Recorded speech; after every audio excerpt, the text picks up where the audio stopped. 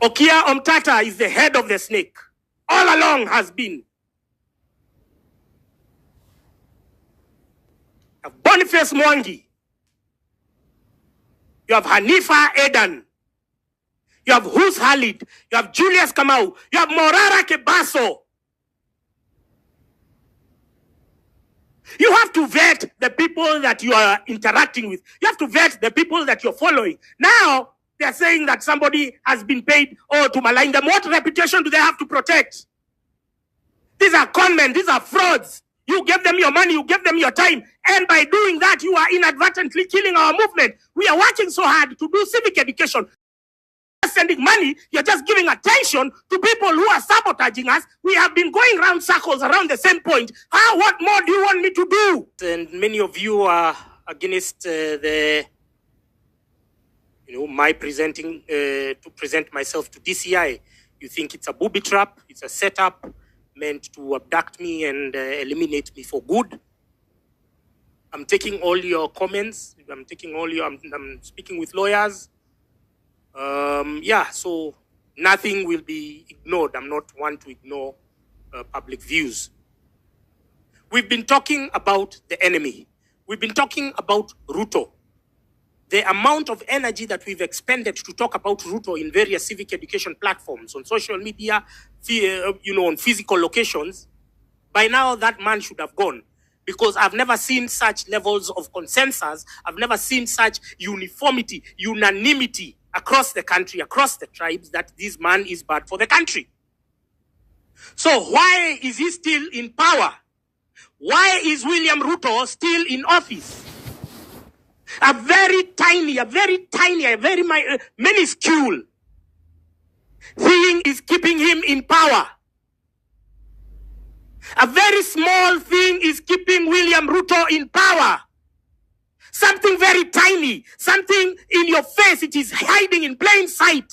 And you people are not seeing. You people are entertaining it all the time. And who is this? It's the internal enemies. It's the saboteurs. It's the traitors. Because you continue to entertain them. You continue to engage them in their plans. You continue to give them your locations through sharing your numbers. Look at Kibet Bull. Kibet Bull was an anchor of the movement. His cartoons were encouraging us, were spearheading a new wave. Not our activists are sellouts. The kid goes blindly. The kid goes stupidly to meet Okia Omtata. I am angry because I kept repeating that Okia Omtata is a sellout. What do I have to do to get that in your thick heads? You guys think it's a drill? You think this is jokes? You think I'm playing? You think you owe me your lives?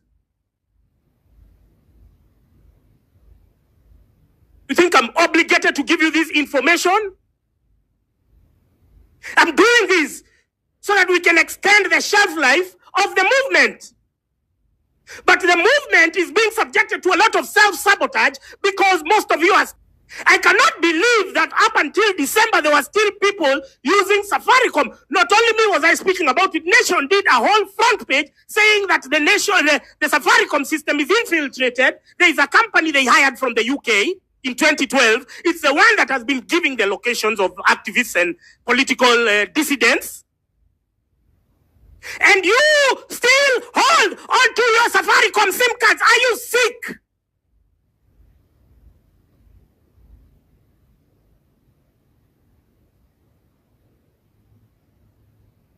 Kibet Bull, I kid you not. I reached out to him one time. I asked him, hey, give me your number. He was unresponsive. I told him, can you then activate your voice calls on X so that I can reach you there? He refused. Then I come to see he had been giving his number to very many of you people. Because of what? Because of this mob psychology, because of these cliques that you guys tend to gravitate towards. Because you must be in a clique. You must be associated with someone. You must be allied with this person. None of you has any individuality. None of you has any uniqueness. You must be carried around, swayed around like a bunch of, like sheep.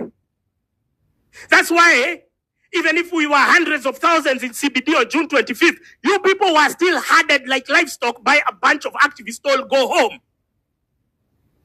And go home to do what? What did you achieve when you went home? You didn't achieve anything. You should have stayed in CBD. You only needed the sacrifice of another 24 hours. That was such a tall order to ask you, useless pieces of shit. So you opted for another 6 months of oppression, another 6 months of propaganda, another 6 months of abductions. More people have died, all because you didn't want to sacrifice one more night. You have one more night to go for your dundas, one more night to go for your keshas, one more night to go for your church whatevers, but one for good governance, one for an end of abductions, one for an end of economic ruin. You couldn't sacrifice because you are livestock. You are herded to your slaughter.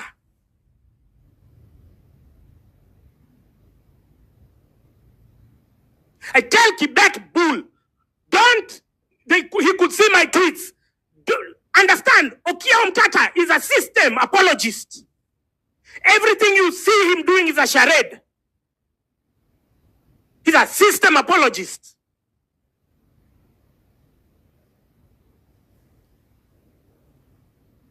Having to brief like this to tell you the obvious because you lack the mental tools just to make basic deductions.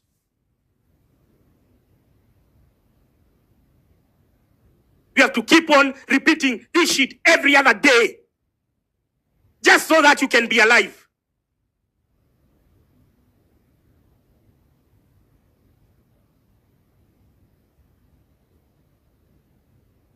Quebec Bull was the movement.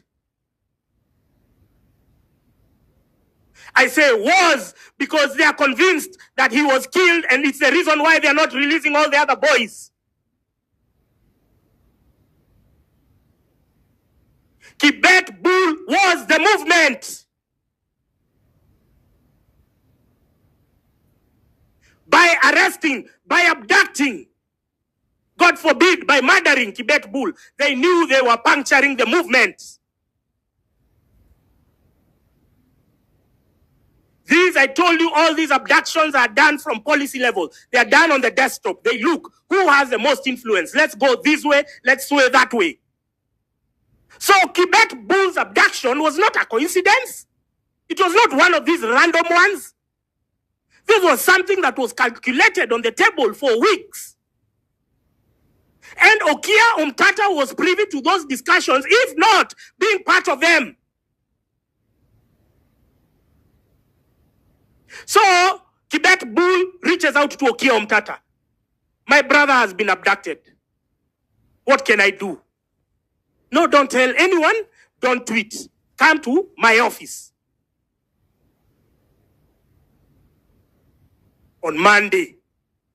Anyone first telling you to come to your office on Monday and your brother has been abducted, is telling you to wait for 2 days for miracles to happen so that his brother can reemerge.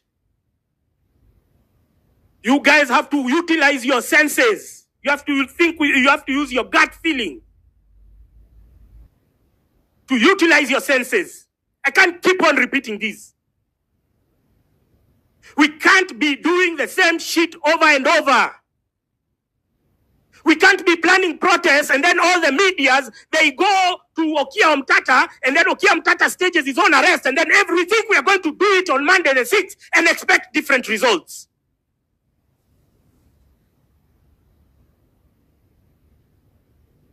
They come there with Hanifa, they come there with who? They come there with Boniface Mwangi, they come there with Who's Khalid, they come there with Julius Kamau, they come there with all these charlatans whose work is just pandering to the media so that they can attract donor funding.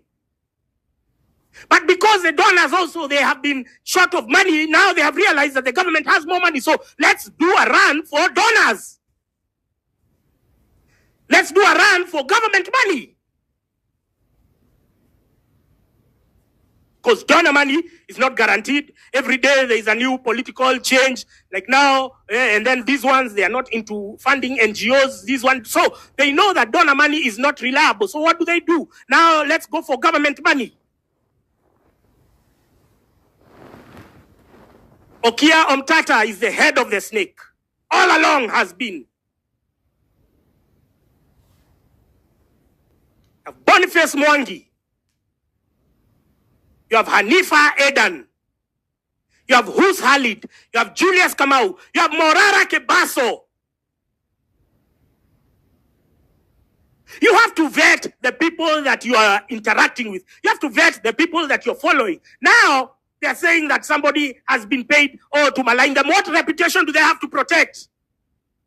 These are conmen. These are frauds. You give them your money. You give them your time. And by doing that, you are inadvertently killing our movement. We are working so hard to do civic education. Sending money, you're just giving attention to people who are sabotaging us. We have been going round circles around the same point. What more do you want me to do?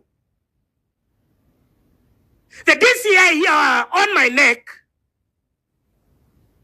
they want to me, and then you here, you're just following the same people who are deflating our movement, who are sabotaging our movement. What is wrong with you Kenyans?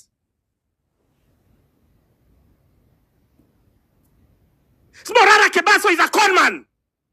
Okia Omtata is a conman. Hanifa is a conman. You should be treating them like enemy combatants when you see them somewhere. Please.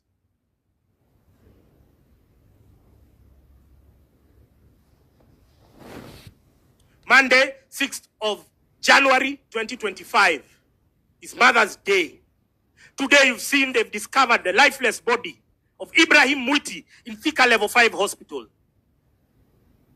Mothers out there, if you are watching this, today it is Ibrahim Mwiti's mother. Tomorrow it is you.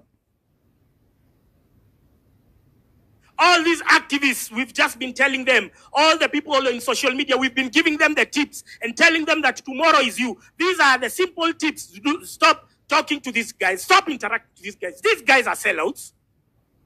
These guys will sell you out to the government. These guys will give out your location. These guys will give out your Safaricom number and then you'll be trapped. But no.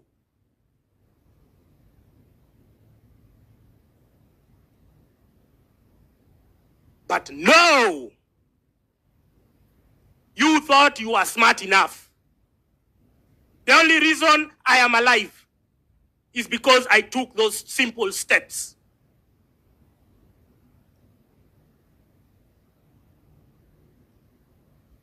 The only reason I am alive is because I stopped using my Safaricom SIM card.